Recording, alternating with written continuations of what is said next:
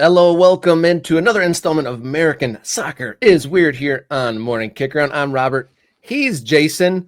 A fresh press release came out yesterday from United States Soccer Federation, a strategic partnership with TST, or known as the Soccer Tournament. Interesting development here with TST. If you're not familiar, it's a 7v7 with a $1 million cash prize. And it's going for a couple years and kind of hit some popularity with popular YouTuber.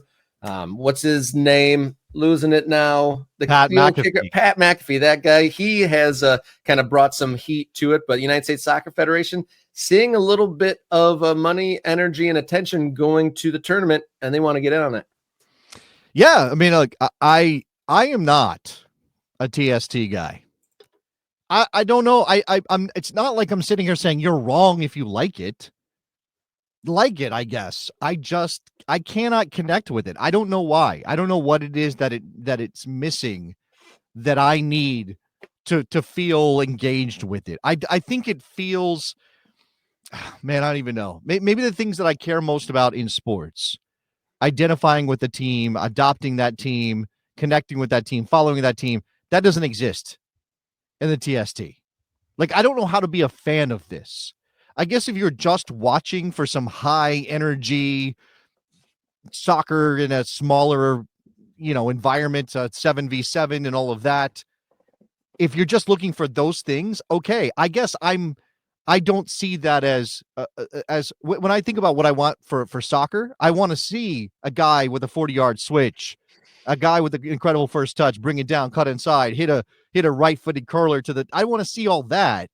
And this doesn't deliver that for me, even though it can deliver incredible goals. I'm not saying it can't. It's also why it's really hard for me to vibe with indoor soccer, Rob, which does have teams. I could adopt one. I have indoor soccer jerseys hanging up right next to me because people have handed me them over the years.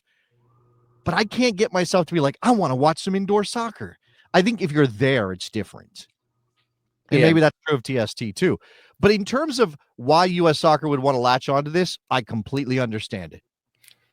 It may not be for me, but it's for enough people. Apparently 50,000 people went and watched the tournament last month in North Carolina. Why wouldn't you, as U.S. Soccer, want to attach yourself to that? Even if it's not the same version of soccer that we think about U.S. Soccer should care about most, it is soccer, and U.S. Soccer is involved in beach soccer, and they're involved in futsal, and all this is sort of a twist on those kind of different versions of the game. I think it's interesting. You said you're a little bit negative. It's not the pure form, but I guess I do skew positive on it because I was a big fan of And One back in the day and kind of that informal street nature. And I think the fact that it's like a cash prize is alluring because it's like not this super structured thing. It's like people just like there for the money, like mercenary stuff. Like, let's have some fun and play for some cash. And it's bringing excitement when a lot of the time, some people that aren't within the soccer bubble, they might flip on to see a random MLS game or this or that. And it's very clean and very regimented and not sort of outside of the box things happen. In this tournament, you got, Pat McAfee like jumping around doing crazy stuff. And then you have former pros like Patrice Evra, who's a character in his own right, kind of doing some wacky things. And then they have the different rules. Look, and then just seeing people like right on the sidelines, like cheering, rushing the field and celebrations, like the informal nature of it. I can understand the excitement for them. You like that. I don't know why. I don't. I think this is ridiculous. I think the Kings League is ridiculous. I think, again, indoor soccer is not ridiculous. I respect its history, especially in this country, but it's not for me. Like, I can't, I don't know. Maybe I'm too purist. And I'm not even telling people don't care about this. This is dumb. Go watch it. Go enjoy it, I guess. Maybe I need to be pulled along. And by the way, I recognize too, that I sound like a non-soccer fan who refuses to watch soccer because it's boring or because they've done enough goals, or whatever it is that Americans who don't like soccer will say about our sport. And then I'm instead of being the person who is like, come along, it's great. I'm sitting there saying, I don't like this. This isn't my version. I'm wagging my finger at this. Nate says the Kings League is pure entertainment. It's ridiculous to me. They're pulling out like random cards and changing the rules mid-game. Like, understand what's happening. Is it the Kings League where they have that like the giant foam dice thing fall on and there's like a random thing happens Yeah, depending on what yeah. the dice says? That's it's who's involved in that? I think that's PK. Gerard Yeah, PK. Gerard Piqué. That's exactly right. Gerard Piqué. They do it in like a warehouse somewhere in Spain, and it's like a video game, and it's really just for streaming. Like it's just made. It's sort of like if you go on TikTok, and sometimes I'm not on. Haven't been on TikTok in years, but sometimes you come across those guys who just play wiffle ball 24/7, and Yeah. thousands upon thousands of people are watching these guys play wiffle ball in their backyard. Now they built like a mini Fenway Park or whatever, and it looks cool, but It does. like, what are you watching that for? Like, what are you getting out of that? I guess it's entertainment, and that's what this is.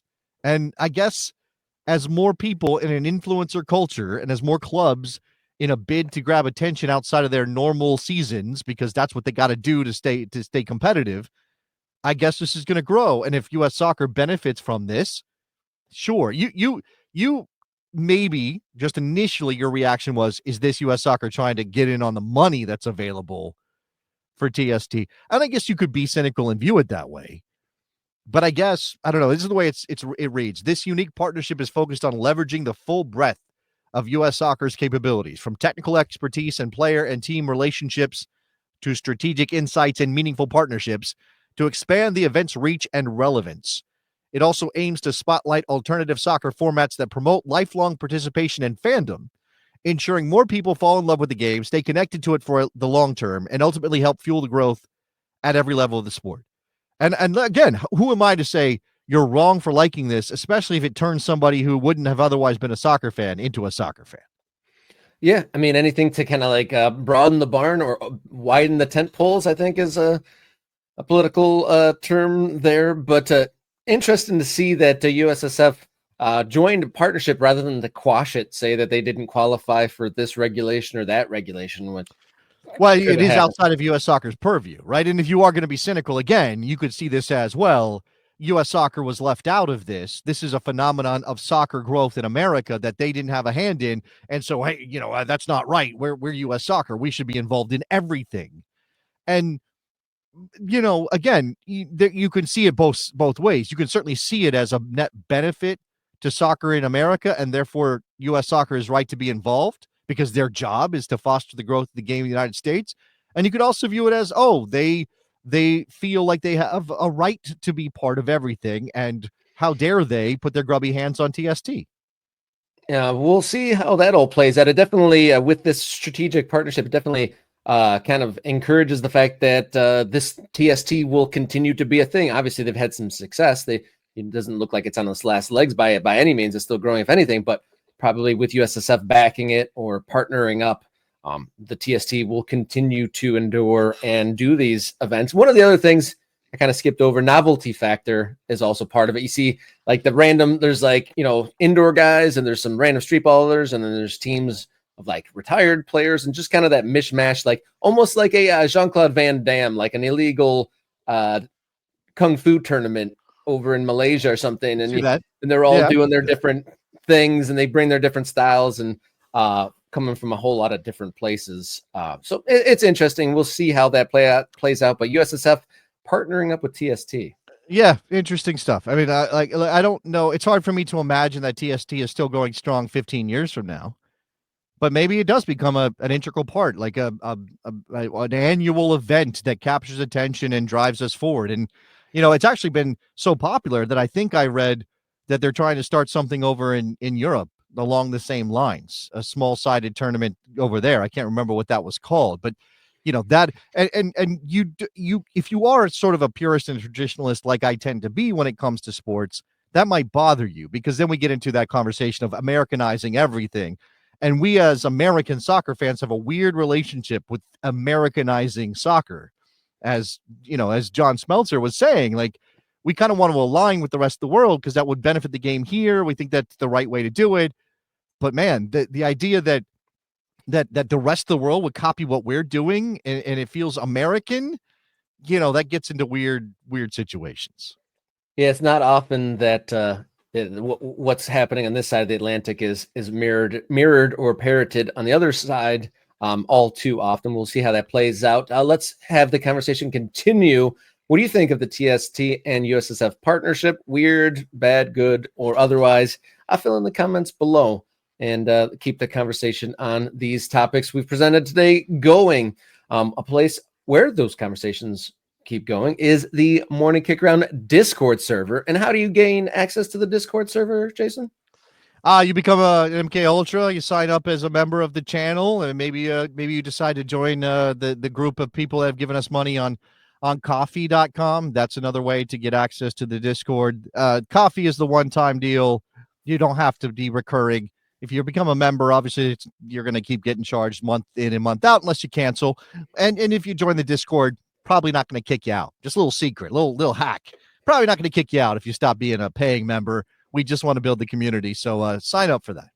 Yeah, thank you to all the MK Ultras who've already become a member of the Morning Kick Around YouTube channel and everyone on Ko-Fi.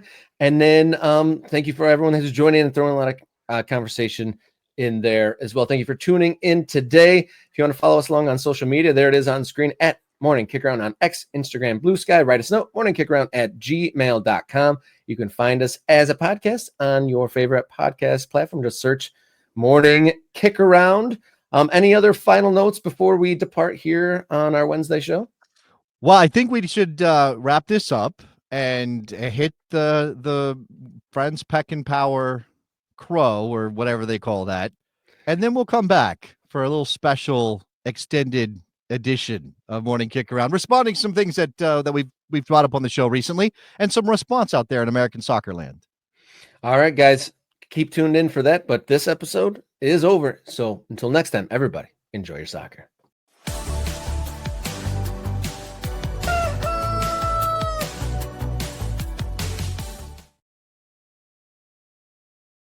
My